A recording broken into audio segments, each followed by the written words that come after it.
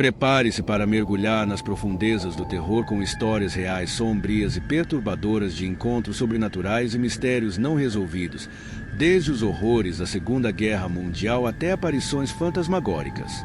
Esses relatos vão arrepiar sua espinha e manter você acordado à noite. Serei seu anfitrião esta noite, e seja bem-vindo ao lado mais sombrio da história aqui, no Pesadelos da Meia-Noite. Relato 1. Meu tio serviu no Vietnã. Ele era um especialista em armamentos que trabalhava com bombardeiros.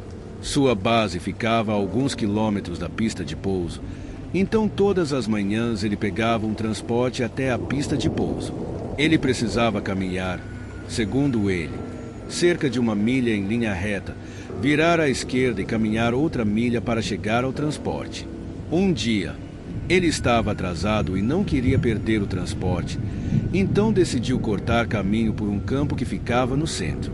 Ele correu, pulou o arame farpado e atravessou o campo. Quando saiu do outro lado, ele não sabia exatamente onde estava, e havia um fuzileiro naval direcionando o tráfego.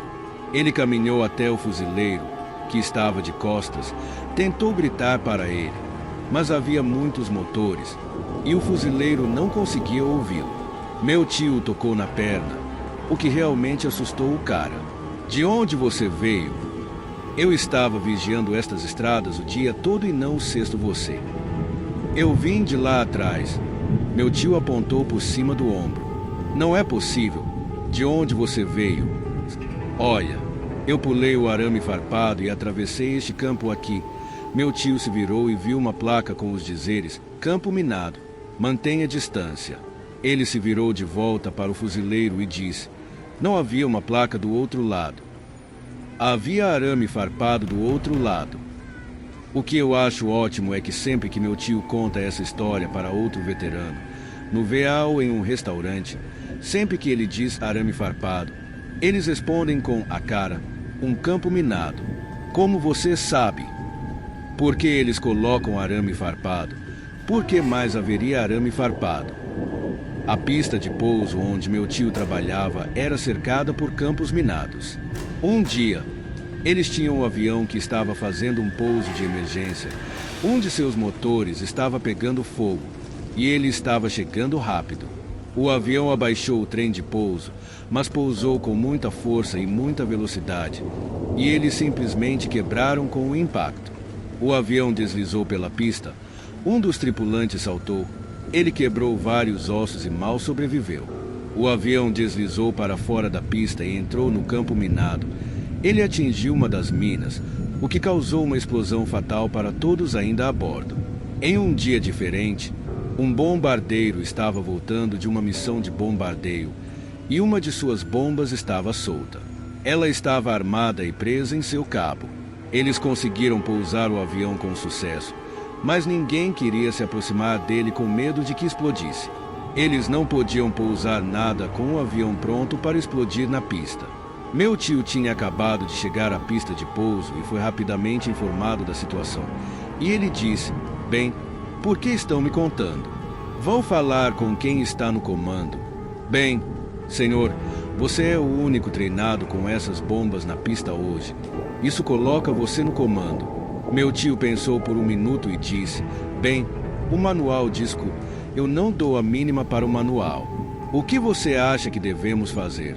Bem, vai contra o manual, mas a nossa melhor opção, eu acho, seria recolocar o cabo.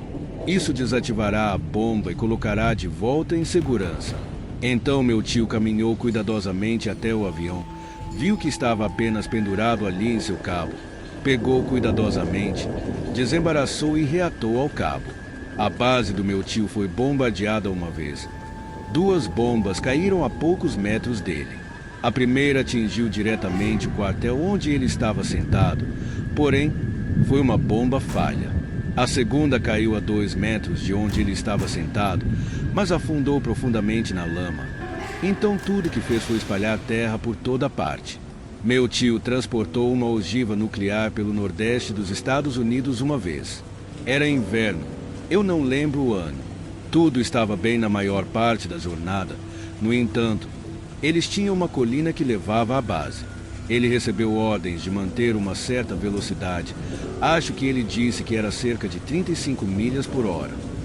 Ele tinha um Humvee cheio de soldados na frente dele, um Humvee de soldados atrás dele e um soldado com um rifle ao lado dele, que estava dormindo. Bem, eles atingiram a colina e estavam descendo para a base, e meu tio pegou o gelo. O trailer começou a deslizar no gelo e estava tentando ultrapassar o caminhão. Então meu tio acelerou tentando equilibrar. Meu tio quase atingiu o Humvee da frente e os ultrapassou. O soldado ao lado dele acordou e apontou o rifle para ele. Meu tio disse: "Atire e estaremos todos mortos." O soldado olhou para o trailer, percebeu o que estava acontecendo e abaixou sua arma. Eles entraram na base a 70 milhas por hora. Uma vez na parte inferior, meu tio conseguiu controlar tudo e estacionar o caminhão. O comandante da base se aproximou dele e apontou uma pistola para meu tio. "O que diabos foi isso?" "Você está tentando enterrar a gente aqui." "Não, senhor. Diga-me, qual dos seus homens deveria ter colocado sal naquela colina?" O comandante se afastou por alguns minutos, gritou com alguns homens. Depois voltou e pediu desculpas. Meu tio estava em uma pista de pouso em algum lugar dos Estados Unidos. Ele nunca me disse onde. Mas uma noite, estava tarde, ele saiu para fumar e notou que a pista não estava iluminada, o que não era normal. Eles normalmente tinham as luzes de pouso acesas 24 horas por dia, 7 dias por semana. Ele se aproximou e viu um grande objeto escuro pousando na pista. Ele entrou em um bunker sem luzes e fecharam as portas. Meu tio apenas pensou consigo mesmo: "Eu não acho que deveria ter visto isso." E guardou para si mesmo. Cerca de um mês depois, revelaram o SR-71 Blackbird. Ele acha que foi isso que viu. Relato 2. Havia uma pequena vila a cerca de 1 hora de carro de Haditha, uma cidade no Iraque, localizada na província de Al-Anbar, com cerca de 20 casas. Fomos lá para procurar um fabricante de IED, sigla para dispositivo explosivo improvisado, que são bombas feitas com materiais caseiros e frequentemente usadas em conflitos armados. Cercamos a aldeia e, quando a limpamos, encontramos nosso alvo escondido sob uma pilha de cerca de 10 tapetes. Para quem não está familiarizado, imagine um colchão muito ruim. Eles os espalhavam no chão à noite para dormir e os empilhavam durante o dia. De qualquer forma, ele estava escondido debaixo deles. Tiramos ele da casa e ele não estava muito animado. Enquanto estávamos colocando no caminhão de 7 toneladas, o que acreditávamos ser sua mãe enlouqueceu. Parecia possuída. Ela estava gritando, jogando terra no rosto e rasgando suas roupas. Ela apontou para cada um de nós, juro por Deus, nos amaldiçoou. Cada um dos meus amigos que estavam lá ainda tem pesadelos insanos com essa mulher iraquiana neles. Os sonhos são extremamente reais. E cada um de nós acorda suando frio e se sentindo paralisado. Isso foi há mais de 15 anos. Ainda não explorei isso com o meu psicólogo da VA, Veterans Affairs. Se essas histórias estão te deixando intrigado, não se esqueça de curtir o vídeo, comentar e, se puder, informar de que lugar do mundo você nos acompanha. Vamos prosseguir. Foi durante minha terceira missão no Iraque. O pelotão estava alojado em 2 casas em uma aldeia a vários quilômetros ao sul de Haditha.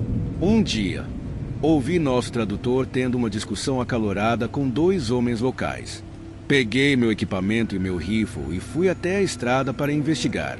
Perguntei ao tradutor o que estava acontecendo. Ele me disse que esses 2 homens eram loucos e me garantiu que não eram perigosos. Perguntei o que eles queriam, e ele murmurou algo sobre serem supersticiosos. Ele me garantiu que estava tudo bem e que minha atenção não era necessária. Após um pouco de insistência, o tradutor finalmente disse que eles estavam tendo um problema com o lobisomem, mas tinham medo de atirar nele e alarmar as tropas locais que poderiam atacar a casa deles. Eles nos contaram que esse lobisomem vinha à noite e já tinha matado algumas ovelhas. Estavam preocupados que começasse a atacar a família deles.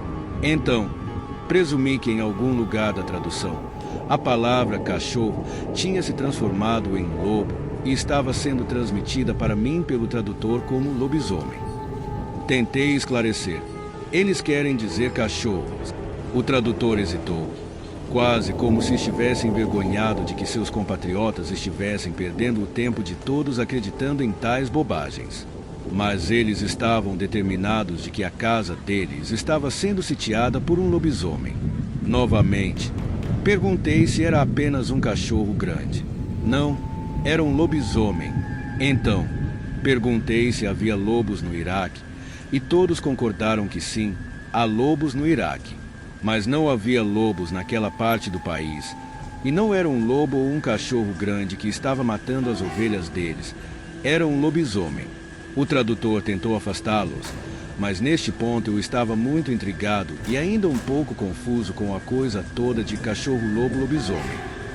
Pedi para eles descreverem o que estavam vendo. Eles me disseram que, a cada poucas noites, ele aparecia, primeiro andando sobre 4 patas ao redor do pequeno terreno deles. Mas então ele se levantava como um homem, andando sobre 2 pernas. Ele rosnava e atacava os homens, mas quando eles recuavam, ele se voltava para as ovelhas. Os próprios cachorros dele se recusavam a ajudar a proteger humanos ou ovelhas. Eles me contaram que a criatura matou algumas das ovelhas e que até encontraram um dos corpos, rasgado e com partes comidas. Eles estavam hesitantes em atirar por medo de envolvimento das tropas. O tradutor disse que já havia ouvido falar de tal criatura. E mesmo que esse tipo de história fosse difundido na área por várias pessoas, não passava de superstições e delírios. Ele me garantiu que não existia tal coisa como um lobisomem. Eu disse aos 2 homens que eles deveriam se sentir livres para proteger a si mesmos e seu gado. Com meu interesse aguçado, fiz com que os homens concordassem em nos permitir parar de vez em quando e montar um posto de observação enquanto estávamos em patrulha. Algumas noites depois, juntei-me a uma patrulha noturna e nos dirigimos para a casa. Fomos recebidos por um dos homens, que nos deu acesso ao terreno. Subimos ao telhado e posicionamos sentinelas para vigiar uma ponte próxima. Cerca de 1 hora depois, o proprietário subiu com uma expressão de pânico no rosto. Ele falava muito rápido, a excitação e preocupação evidentes na sua voz e na linguagem corporal. Ele queria que eu fosse com ele. Chamei 2 outros para me acompanharem e todos seguimos o homem. Ele nos levou para o outro lado da casa e saímos para um pátio fechado onde as ovelhas estavam sendo mantidas. As ovelhas faziam muito barulho e o homem apontava para um canto escuro do pátio. Forcei os olhos para ver o que ele estava apontando. Finalmente, vira um lobo, cachorro grande, apenas parado no canto. Perguntei aos outros 2 caras comigo se eles também viam. E ambos concordaram que era um lobo ou um cachorro. Ele se moveu atrás de uma pequena seção da parede e eu pude ouvir estalos e rachaduras, como articulações ou nós dos dedos sendo estalados. Quando ele saiu de trás da parede, estava ereto sobre 2 pernas. Ele saltou rápida e facilmente sobre o muro do perímetro e nós podíamos ouvi-lo fugindo em 2 pés. Disse ao homem da melhor maneira possível: se aquela coisa aparecesse novamente, sentisse livre para atirar nela se pudesse. E se o fizesse, por favor, me avise. Relato 4. Os aviões fantasmas. Após o fim da Segunda Guerra Mundial, avistamentos sombrios de aviões fantasmas começaram a assombrar os céus. Esses aviões de combate espectrais apareciam aparentemente do nada, apenas para desaparecer sem deixar rastro. Um relato particularmente assustador ocorreu um ano após a tragédia de Pearl Harbor. O exército dos Estados Unidos detectou um avião se aproximando em seu radar e enviou vários pilotos para investigar. Ao retornarem, os pilotos relataram ter visto uma aeronave de combate americana, um P-40, que parecia ter passado pelos infernos. O avião estava crivado de buracos, o trem de pouso estava ausente e o piloto estava coberto de sangue. E então, como se obedecendo a um comando de outro mundo, o avião despencou do céu. Quando os investigadores chegaram ao local da queda, Encontraram os destroços do avião, mas o piloto havia desaparecido sem deixar rastros. Relato 5. Esta história vem do usuário do Reddit Glow444. Seu avô era membro do exército britânico e estava estacionado em uma vila remota nos Alpes suíços durante o inverno de 1943. A vila rapidamente ficou isolada pela neve. Todas as linhas telefônicas foram cortadas. As estradas estavam bloqueadas e todo o batalhão ficou preso nos Alpes suíços durante todo o inverno. A maioria dos aldeões só falava alemão e a maioria dos soldados só falava inglês. Então, quando os soldados estavam em um bar local uma noite e um homem começou a gritar onde levaram as crianças, para eles, ficaram bastante confusos. Eles chamaram um tradutor e levaram o homem de volta à base, onde ele lhes disse que, desde a chegada dos soldados, vários pequenos objetos tinham desaparecido.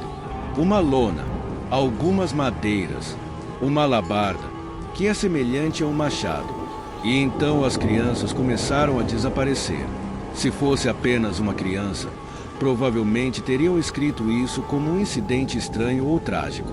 Afinal, estavam presos nas montanhas, cercados de neve e animais selvagens. Mas 3 crianças. O capitão disse aos aldeões que continuaria investigando o assunto e que começaria a enviar alguns de seus homens para patrulhar as ruas todas as noites, procurando por quem, ou que, fosse o culpado por todos os estranhos desaparecimentos. Mais tarde naquela noite, o soldado Reginald desapareceu do quartel. Crianças desaparecendo já era algo grave, mas um homem adulto. Parecia improvável que um animal, mesmo um lobo, pudesse ter derrotado um homem adulto saudável por conta própria. Naturalmente, começaram a surgir boatos de que havia algum tipo de monstro vivendo nas montanhas que descia à noite para se banquetear com os habitantes da vila. Então, eles continuaram fazendo patrulhas noturnas. Uma noite, o avô e alguns outros soldados viram uma pessoa parada do lado de fora das janelas de uma casa escura, espiando para dentro. Eles gritaram para a figura ficar parada. Em vez disso, ela saiu correndo. Eles começaram a persegui-la. Eventualmente, ela pulou em uma caverna escondida e começou a atacá-los. Eles revidaram e, quando o tiroteio parou, investigaram. Encontraram Reginald na caverna, morto, cercado por 7 crianças meio devoradas. Obrigado por assistir até aqui. Não se esqueça de se inscrever no canal, curtir e ativar as notificações para não perder nenhum novo vídeo. E se você tem um relato, nos envie sua história. Deixe sua opinião e compartilhe suas histórias de terror também. Estamos ansiosos para ouvi-las ou contá-las. E lembre-se, temos outros vídeos esperando por você em nossa galeria. Clique, assista e descubra relatos e pesadelos da meia-noite.